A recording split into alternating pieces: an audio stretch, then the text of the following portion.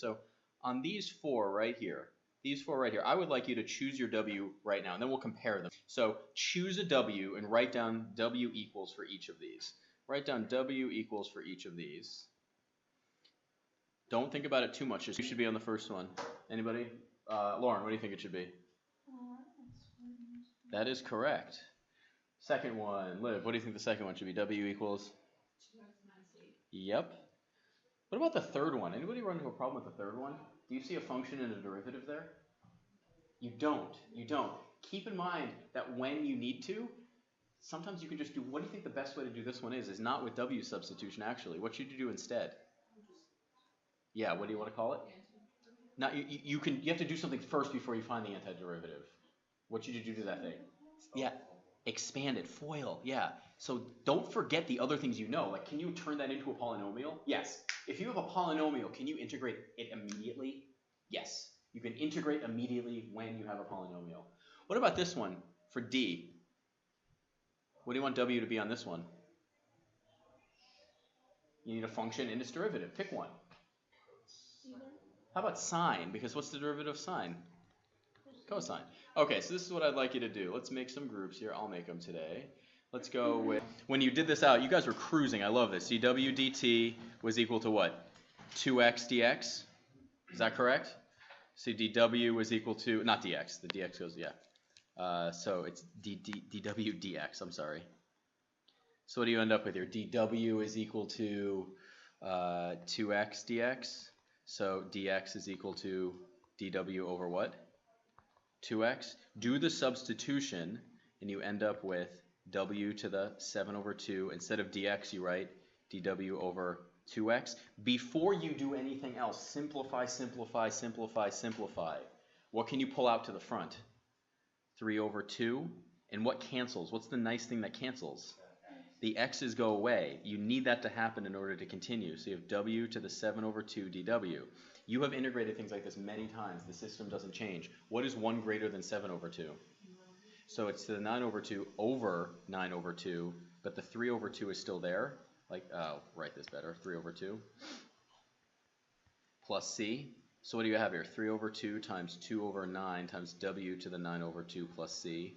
The 2's cancel, and what are you left with? 1/3 w to the 9 over 2 plus c. But what do you write instead of w? X squared minus 4. So what is it? 1/3 x squared. Is it minus 4 or plus 4? Minus 4 to the 9 over 2 plus what? C. Just like that. Just like that. Okay, so you guys also came up with the substitution for this one. So why don't you get back to the board? Great job. So dw dx is 2. So dw is equal to 2 dx. So dx is equal to dw over 2. You make the substitution. You could pull out the 4 already. Make it 1 over the square root of w times the w over 2. So it becomes 2 times w to the negative 1/2 dw. So that's 2 times, what's the integral of that? W to the 1/2 over 1/2 plus c. So what is that? 4w to the 1/2 plus c. But what is w? 2x minus 8. So it's 4 times the square root of 2x minus 8 plus c. You can write it as the square root of 2x minus or to the 1/2. It's the same thing.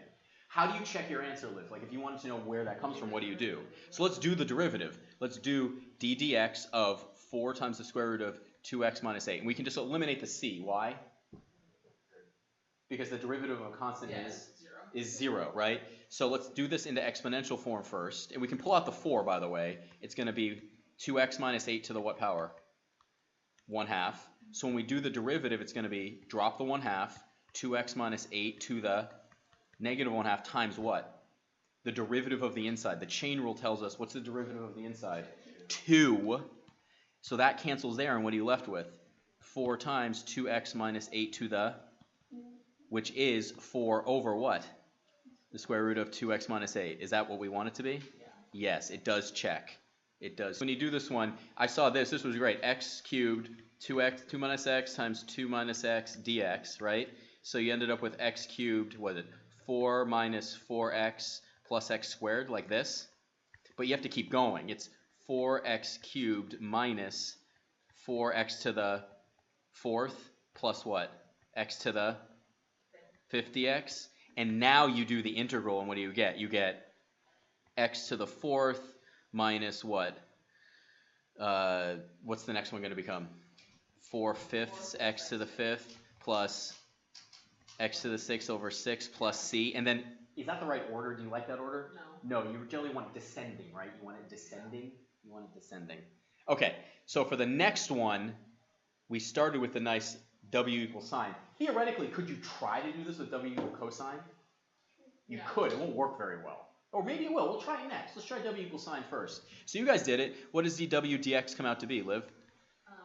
Yeah, it's nice. I like keeping it positive. So dw is equal to cosine x dx. So dx is equal to dw over cosine x. So you end up with w to the fifth cosine x times dw over cosine x. Now what's the nice thing that happens here?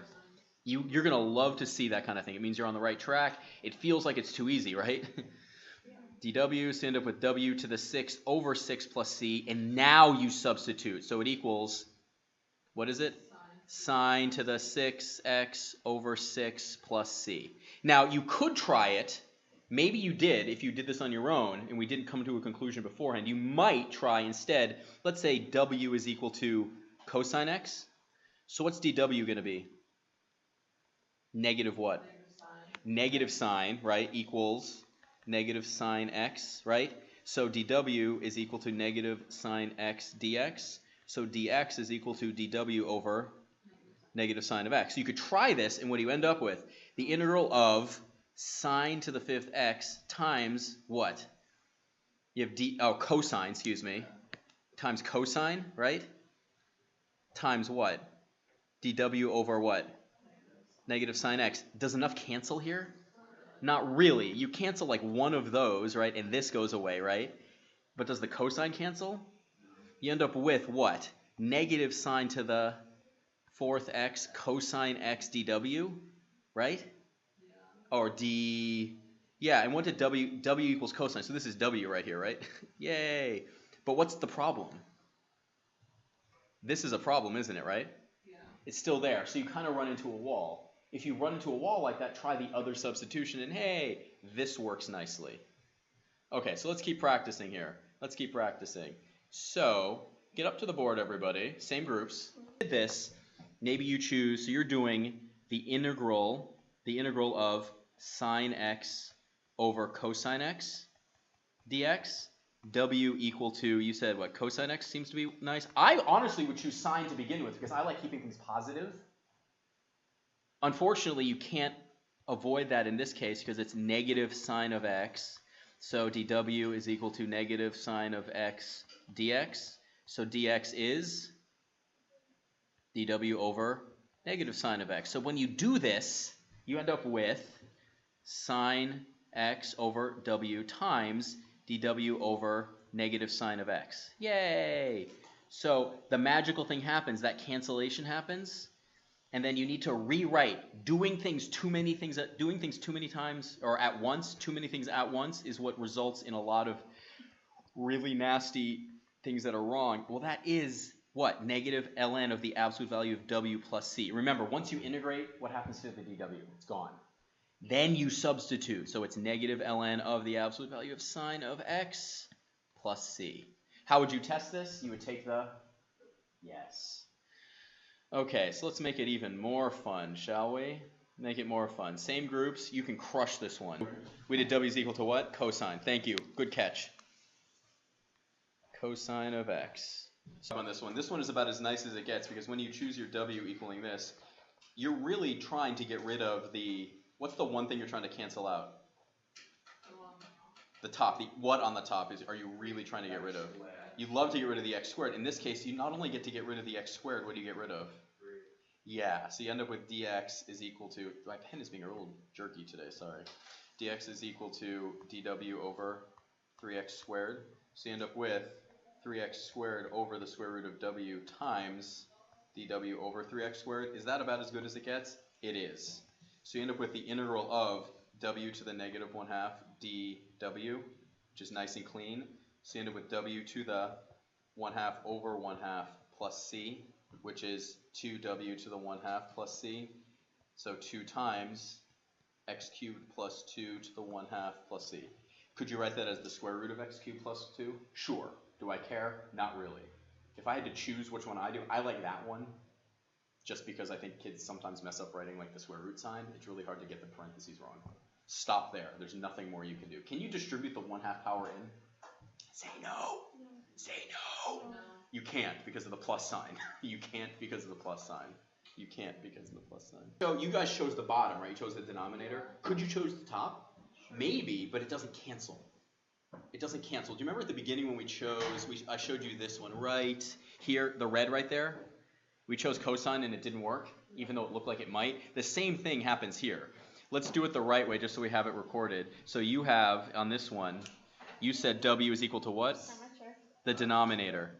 So the denominator is what we were looking at. W is equal to e to the x plus e to the negative x. So dw is equal to, dw dx is equal to what? E to the x minus e to the negative x? Is that exactly what we want it to be? Why is that exactly what we want it to be, everybody? Yeah, so you have e to the x, Mikey, over w times that dx.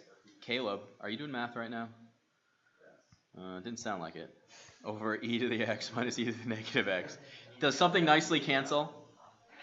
Yes, it does. And then you end up with this really awesome integral of w to the negative 1 dw, which as we know is what?